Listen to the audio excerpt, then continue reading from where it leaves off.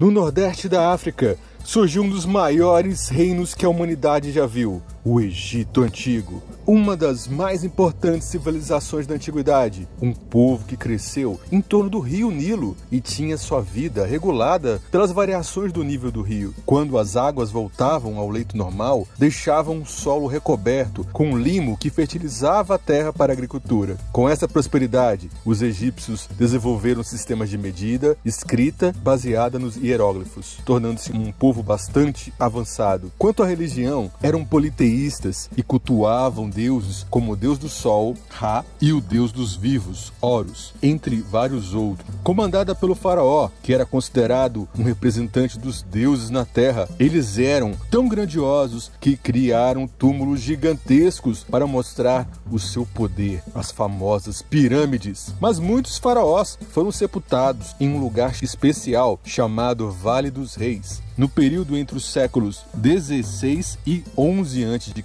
Tumbas foram construídas para os faraós e poderosos nobres do Reino Novo. O vale se localiza na margem oeste do rio Nilo, oposto a Tebas, atual Luxor, no centro da necrópole de Tebas. O local é foco de explorações arqueológicas e egiptológicas desde o final do século XVIII até hoje. E suas tumbas continuam a estimular interesse e pesquisas, sendo um dos sítios arqueológicos mais famosos do mundo. Mas após a descoberta de várias tumbas, no início do século XX, imaginava-se que o vale tinha sido todo explorado. Foi quando entra na história as duas pessoas que contribuíram para uma das maiores descobertas da arqueologia, tumba mais famosa da história, a tumba do faraó Tutankhamon. Mas com ela veio uma maldição, a maldição para aqueles que abrissem a tumba do faraó Tutankhamon. Saudações, grandes champions! Eu sou Sheldon Starks e esse é o canal Nerd Tudo. Sejam bem-vindos! Vamos conhecer uma das histórias mais espetaculares do mundo antigo, descobrir os enigmas do Egito, como chegaram na tumba mais famosa, na múmia do rei do Egito, conta a vida e a morte de um faraó que morreu cedo e foi marcada por mistérios e que, segundo a lenda, tinha amaldiçoado quem entrasse na sua tumba. Vamos conhecer uma das histórias mais espetaculares do mundo antigo. Preparados? Vamos entrar na tumba do rei Tutankhamon, do rei Tuti. Vamos lá! Eu falei faraó!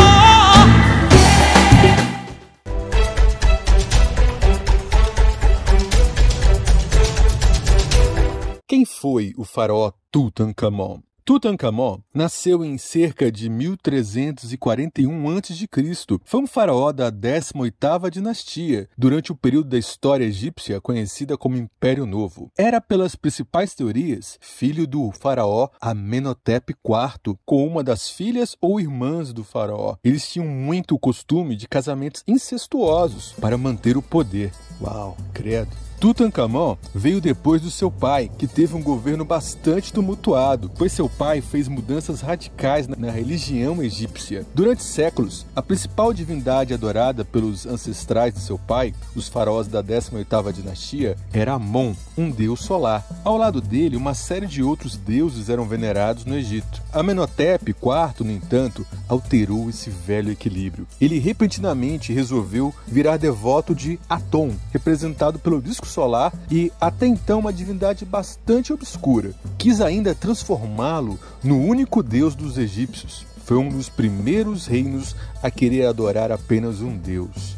Como se não bastasse, seu pai mudou seu nome para Akhenaton. Fundou uma nova capital e cidade de Akhetaton, ou Amarna, e tentou apagar o nome de Amon dos monumentos do país. Com isso, ele criou uma das maiores tretas do Egito Antigo, que era pelas tradições politeísta, ou seja, adorava vários deuses, e ele quis mudar para apenas um deus. Fora a confusão religiosa, o Egito também enfrentou problemas políticos e ficou quase abandonado em seu reinado. Isso gerou conflitos enormes no país. Seja como for, em 1336 a.C., após 13 anos de reinado, o faraó morreu, deixando o país nesse estado bagunçado. e após um período de cerca de 2 anos, o trono acabou ocupado por seu filho, Tutankhamon. Então, ainda, um menino de 9 ou 10 anos aproximadamente. Por isso, ele era chamado de Faraó Menino. Para reforçar ainda mais o seu direito ao trono, os conselheiros do Faraó Menino realizaram um casamento com Ankhesepaton, uma das filhas mais novas de Akhenaton, portanto, sua meia-irmã, que devia ter cerca de 12 anos na época. Em todo esse processo, Tut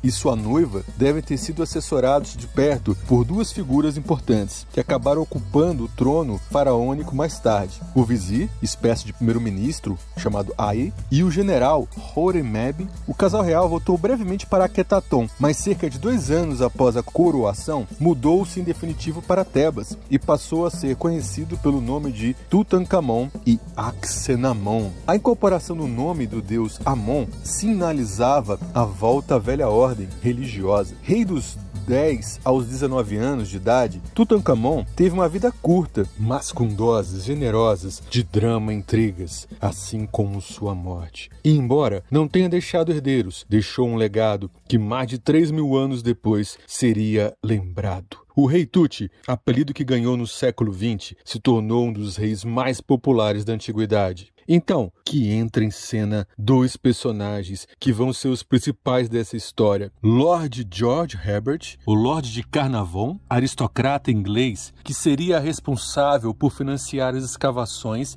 e busca da tumba de Tutankhamon no Vale dos Reis. E Howard Carter, um arqueólogo britânico fascinado por egiptologia. Apesar de ter começado em 1907, a história das escavações realmente se intensifica em 1914, quando Lord Carnarvon recebeu a concessão para cavar no Vale dos Reis, com Howard Carter liderando o trabalho, realizando uma busca sistemática do vale por quaisquer túmulos perdidos por expedições anteriores. As escavações foram interrompidas durante a Primeira Guerra Mundial, mas retomadas no final de 1917. Porém, apesar de todo o cuidado e sistemática de Carter, nada encontravam. Em 1922, como pouco havia sido encontrado e já tendo gasto bastante dinheiro, Lord Carnarvon decidiu que este seria o último ano em que financiaria o trabalho. Parecia que todos os anos de trabalho tinham sido perdidos. Entretanto, em 4 de novembro de 1922, Carter enviou um telegrama a Lord Carnarvon, na Inglaterra, dizendo que havia encontrado algo, havia feito a mais rica descoberta da história no calorento Vale dos Reis, no Egito, o túmulo do faraó Tutankhamon.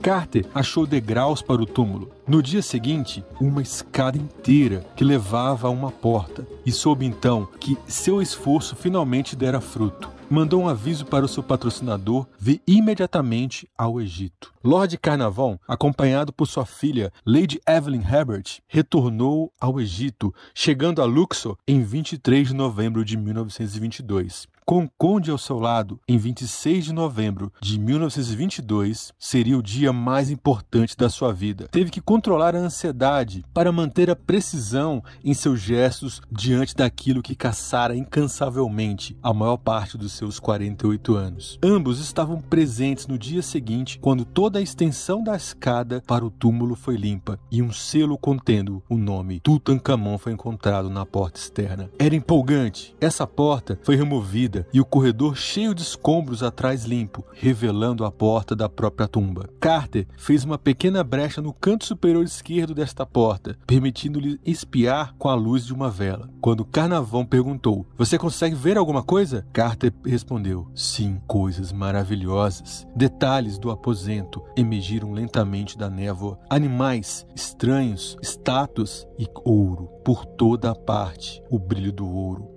A tumba foi então protegida para ser aberta na presença de um funcionário do Departamento de Antiguidades Egípcias no dia seguinte. No entanto, naquela noite, Carter, seu assistente Arthur Callender, Carnarvon e Lady Evelyn não aguentaram a ansiedade e aparentemente fizeram uma visita não autorizada, tornando-se as primeiras pessoas nos tempos modernos a entrar na tumba. Um pequeno buraco foi encontrado na porta selada da câmara e Carter, Carnarvon e Lady Evelyn se arrastaram. Após meses de escavações, o túmulo foi aberto oficialmente no dia 16 de fevereiro de 1923. O sarcófago, recheado de ouro, tecidos, obras de arte e riquezas da época, tinha 3 caixões e o do faraó era feito completamente em ouro. Dos demais, foram achadas 2 pequenas múmias de 2 fetos do sexo feminino, que provavelmente eram filhas do rei nascidas prematuras. Por incrível que pareça,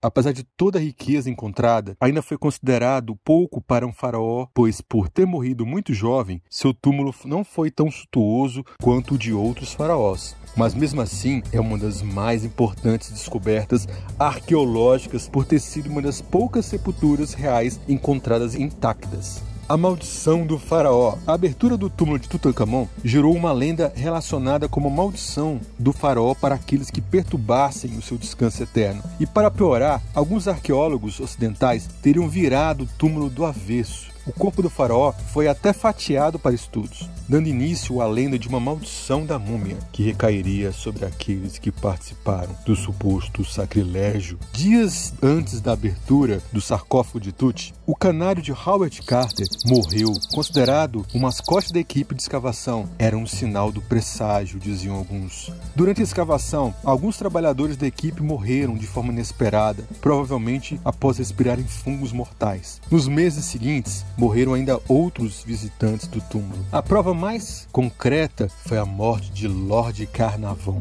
o nobre britânico que financiou as escavações, ocorrida após a picada de um mosquito 5 meses após a descoberta. Ele, após a picada do mosquito, evoluiu para infecção generalizada e morreu de pneumonia nesse período. A maldição seria verdadeira? Outras mortes se seguiram. 3 estudiosos ligados direta ou indiretamente à descoberta, o meio-irmão de Carnarvon e até seu cachorro, foi divulgado na época que Tut advertiu sobre os riscos de violarem sua sepultura. Dizia uma inscrição que estaria gravada em sua tumba: as asas da morte tocarão aqueles que incomodaram o faraó. No entanto, Howard Carter, o arqueólogo britânico responsável pela descoberta da tumba, viveu ainda por 13 anos. Ele só morreria em 1939, contradizendo a maldição. Já a tal inscrição revelou um membro da equipe de 1980 que foi uma mera invenção de Howard Carter e seu mecenas. Tudo para que ninguém ousasse roubar nada da riquíssima tumba do rei.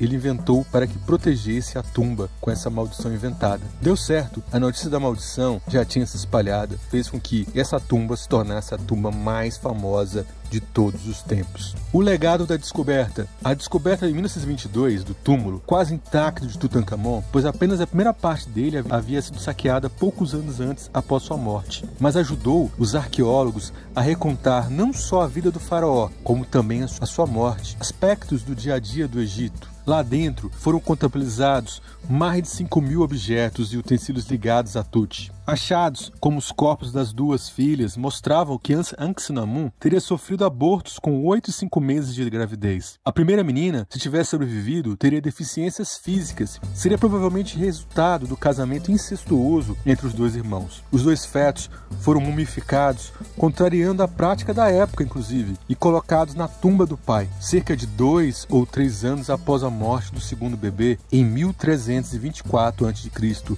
Tutankhamon morreu. Ele, que também era fruto de várias gerações de casamentos incestuosos, era cheio de defeitos físicos, conforme mostrou o exame da múmia. Em 1922, o arqueólogo Howard Carter encontrou no Egito a tumba do rei Tutankhamon. Essas imagens, que impressionaram o mundo todo, foram restauradas em cores, evidenciando ainda mais grandiosidade da descoberta. E mostrou os segredos do enigma da tumba de Tutankhamon. É isso aí, grandes champions! Como não ficar apaixonado pela história? Essa descoberta está entre as maiores da arqueologia. Parece história de filme, né? Gostou de saber sobre esse assunto? Então dê seu like, se inscreva no canal. Cultura, conhecimento, entretenimento. Aqui é o Canal Nerd. Canal Nerd tudo! Valeu!